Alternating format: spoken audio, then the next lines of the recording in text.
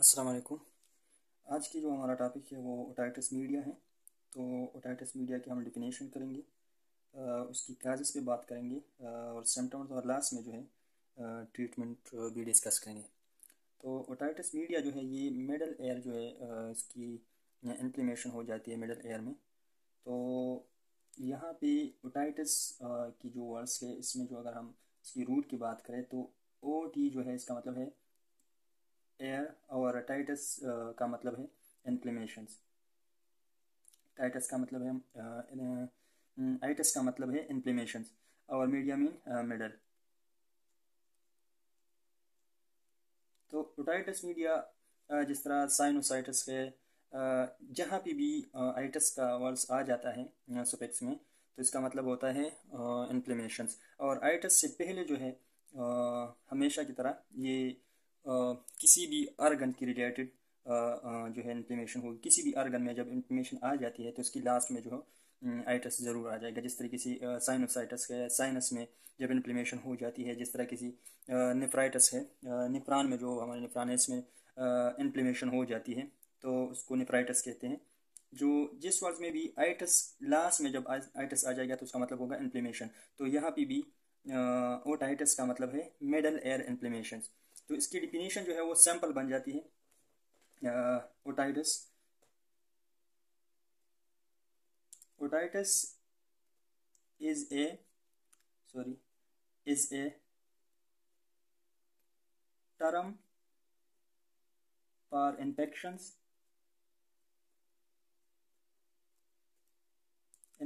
or inflammation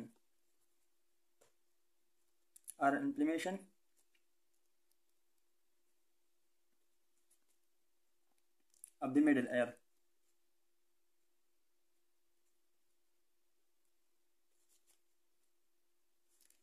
जब middle air में inflammation हो जाती है या इन्फेक्शन हो जाती है तो इसको हम ओटाइटिस मीडिया कहते हैं। ठीक है। तो यहाँ पे मैंने एक सैम्पल सा डायग्राम बनाया है, इससे आपको इजीली समझ आ जाएगा। ये जो आपको नज़र आ रही है इसको कहते हैं टिम्पैनिक मेम्ब्रेन, और इसको एयर ड्रम भी कहते हैं। ठीक है, इसको एयर ड्रम भी कहते हैं, एयर ड्रम भी इसको कहा जाता है। ठीक है। तो यहाँ पे जो ये ट्यूब निकलता है तो इसको कहते हैं स्टेशन ट्यूब, और ये ट्यूब जाके फेरेंजियल रीजन को जो है वहाँ पे हमारा अपर रेस्पिरेटरी सिस्टम जो है वहाँ से ये मिल जाते हैं। तो ओटाइटिस मीडिया जो है ये भी रेस्पिरेटरी डिजीज़ में आ जाते हैं। ठीक है, क्योंकि ये जो ट्यूब है ये भी रेस्पिरेटरी सिस्टम से जाके मिलता है, फेरेंजियल रीजन जो है वहाँ पे ये मिल जाता है, जिसमें आ जाते हैं नेरेंजोपेरेंजियल रीजन जो है वहाँ पे ओरोपेरेंक्स आता है, नेजोपेरेंक्स आते हैं, वगैरह वगैरह। ये सारी चीज़ें अपर रेस्पिरेटरी सिस्टम की पार्ट हैं। ठीक है।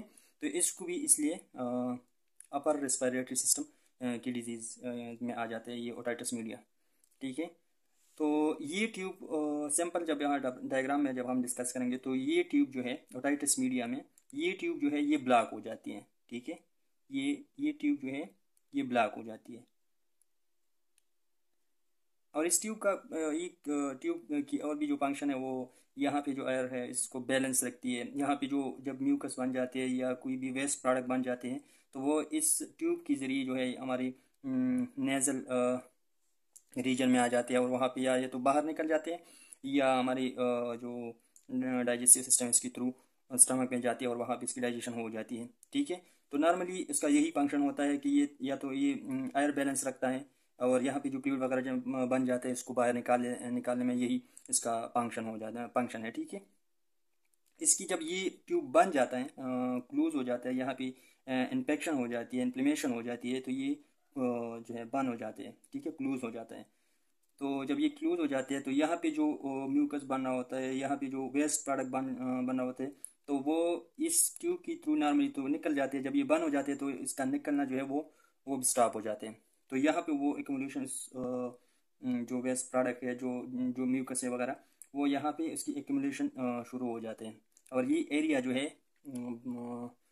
ये भी बढ़ जाता है। ठीक है। तो यहाँ पे जो बैक्टीरिया होता है नॉर्मली तो वो भी आ जाते हैं इसमें, और इसकी रेपिडली जो है प्रोडक्शन हो जाती है वो उस बैक्टीरिया की, क्योंकि ये रास्ता तो बंद है, निकल वो जो म्यूकस है वो निकल नहीं रहा। तो ये जगह पूरा भर जाता है, ठीक है। तो इस ये जो भर जाता है इसको हम कहते हैं ओटाइटिस मीडिया, ठीक है। तो इसका सिंपल डिफिनेशन यही हो जाती है। अच्छा, ये होता क्यों है? काजेस पे अगर हम बात करें तो काजेस में इसकी एलर्जी की वजह से भी हो सकता है, बैक्टीरिया की वजह से भी हो सकता है, फूड की भी वजह एक वजह हो सकता है इसकी। साइनस में जब इन्फ्लेमेशन हो जाती है, हमारे साइनसेस जो हैं जो वो भी रेस्पिरेटरी सिस्टम की एक पार्ट होते हैं, तो उसमें जब इन्फेक्शन हो जाती है वो इन्फेक्शन यहाँ पे आके ये जगह जो है, ये जो स्टेशन ट्यूब है ये ब्लॉक कर देती है। तो वो भी एक साइनस इन्फेक्शन भी इसकी एक वजह हो सकता है। सिगरेट स्मोकिंग भी इसकी एक वजह हो सकती है, ठीक है।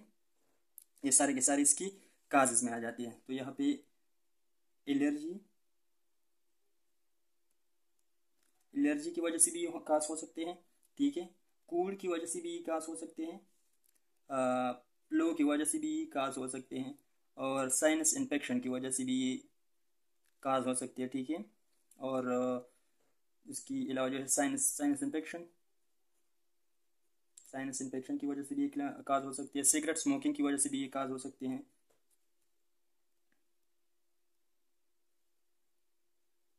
सिगरेट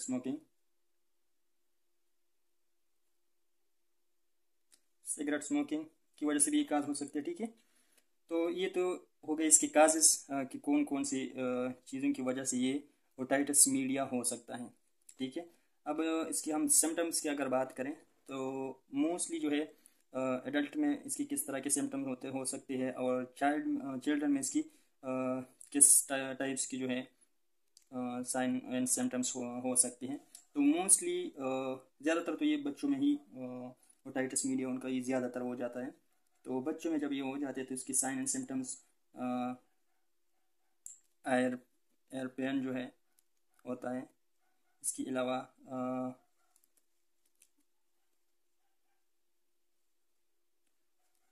ट्रबल स्लीपिंग भी हो जाती है, मतलब प्रॉपर उनको नींद नहीं आती, क्योंकि ये जब बन जाता है तो पेन हो जाता है, तो पेन की वजह से उनको इसकी नींद भी डिस्टर्ब हो जाती है। ट्रबल हेयरिंग इसकी ये वो हेयरिंग का सिस्टम भी उसकी वो डिस्टर्ब हो जाती है, ठीक है। हेयरिंग सिस्टम भी इसकी डिस्टर्ब हो जाती है।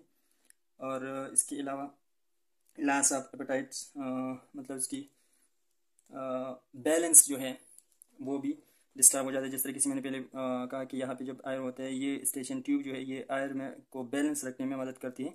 तो जब ये ब्लॉक हो जाते हैं तो एपेटाइटिस भी हो जाती है, और ये उसका लॉस भी हो जाता है, बैलेंस लॉस भी हो जाता है। डिस्चार्ज जब फ्लूइड जो है यहाँ से जो फ्लूइड होते हैं और इसके थ्रू डिस्चार्ज होते हैं, या तो ये वो बाहर निकलती है या हमारे डाइजेस्टिव सिस्टम है जिसकी मदद से स्टमक में जाके वहाँ पे उसकी डाइजेशन हो जाती है, तो वो भी नॉर्मली डिस्टर्ब हो जाती है, ठीक है। तो दूसरा ये discharge of fluid from the air. तो ये जो हमारे पास जो ये एयर ड्रम है, यहाँ से अक्सर जो है यहाँ से फ्लूइड आना शुरू हो जाती है। तो ये भी साइन एंड सिम्टम्स में इसकी एक साइन एंड सिम्टम्स है, क्योंकि यहाँ ये रास्ता तो बंद है, तो यहाँ पे जब ज़्यादा फ्लूइड बन जाता है, ज़्यादा वेस्ट प्रोडक्ट बन जाता है, बैक्टीरिया वगैरह बन जाता है, और यहाँ पे जो बैक्टीरिया वगैरह बन जाते हैं तो ये इसलिए भी ज़्यादा बन जाती है। जो हमारा इम्यून सिस्टम है, जो वाइट ब्लड सेल है, तो वो न्यूट्रोफिल वगैरह जो है वो इसको किल करने में आ जाती है, और वो भी किल हो जाती है, तो ये ज़्यादा बन जाती है, ठीक है। तो यहाँ से फ्लूइड आना भी शुरू हो जाती है, तो ये भी एक साइन एंड सिम्टम्स में आ जाते हैं बच्चों में अक्सर। अगर हम बड़ों की बात करें, एडल्ट में बात करें, तो एडल्ट में एक तो ये एयर पेन आ जाता है, दूसरा जो है वो भी ट्रबल्स हेयरिंग का सिस्टम जो है वो डिस्टर्ब हो जाते हैं, ठीक है। और discharge of fluid discharge of fluid discharge of fluid from air, ये नॉर्मली होता है। तो ये तो इसकी साइन एंड सिम्टम हो गई कि बच्चों में किस तरह से किस तरह की साइन एंड सिम्टम होती है, और बड़ों में जो है किस तरह की साइन एंड सिम्टम होती है। अच्छा, बच्चों में ये कॉमनली इसलिए होता है, इसका ये एक ही रीज़न है कि जो स्कल है और या वहाँ पे जो सूचर बने होते हैं, जो बोन एक दूसरे के साथ जो है जॉइंट बनाते हैं, फ्यूज होते हैं, तो वो जगह नॉर्मली जो है ज़्यादा खुला होता है, उसमें कार्टिलेज वगैरह होती है, सूचर ज़्यादा होते हैं, खोले होते हैं, तो वहाँ पे ये जो स्टेचन ट्यूब है ये हॉरिजॉन्टली होता है, ये इस तरह नहीं होता, ये हॉरिजॉन्टली होता है, ठीक है, बच्चों में नॉर्मली। तो और ये शार्ट भी होते हैं और खुला भी होता है।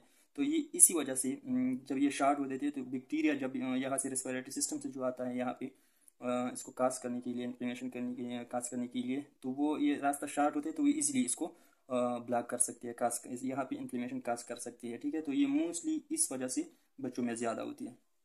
अगर हम इसकी ट्रीटमेंट की बात करें तो ट्रीटमेंट में जो है मोस्टली ये 80% जो है 3 से 4 दिन में ये खुद बहुत ख़त्म हो जाता है। ये 80% केस जो है ओटाइटिस मीडिया की ये क्लियर हो सकता है, 3 से 4 दिन में ये हो सकता है।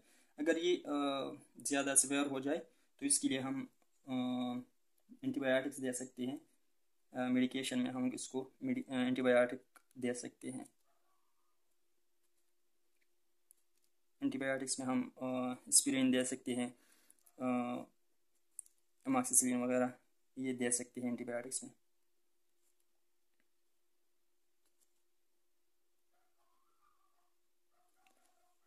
मेडिकेशन में एंटीबायोटिक्स दे सकते हैं, या तो सर्जरी जो है जब ये ज़्यादा सीवियर हो जाए तो उसको सर्जरी भी करना पड़ता है। और सर्जरी में जो है कौन सी सर्जरी हम यूज़ कर सकते हैं, तो इसमें सर्जरी में हम परफोरेशन सर्जरी भी कर सकते हैं, जिसमें ये जो एयर ड्रम है इसको या इसको रब करके ये जो प्लेट है इसको निकाल लेते हैं, ठीक है। या यहाँ पे जो स्टेशन ट्यूब है इसके थ्रू भी इसको यहाँ पे सर्जरी करके इसको ये जो यहाँ पे जो प्रोडक्ट वगैरह बने होते हैं, वेस्ट प्रोडक्ट जो बनते हैं, तो वो उसको निकाल लेते हैं, ठीक है। तो सर्जरी भी है और नॉर्मली हम एंटीबायोटिक्स के थ्रू इसको रिकवर कर सकते हैं। तो ये था आज की टॉपिक। इसमें अगर कोई भी कन्फ्यूजन है तो आप कमेंट्स सेक्शन में मुझसे पूछ सकते हैं, ठीक है।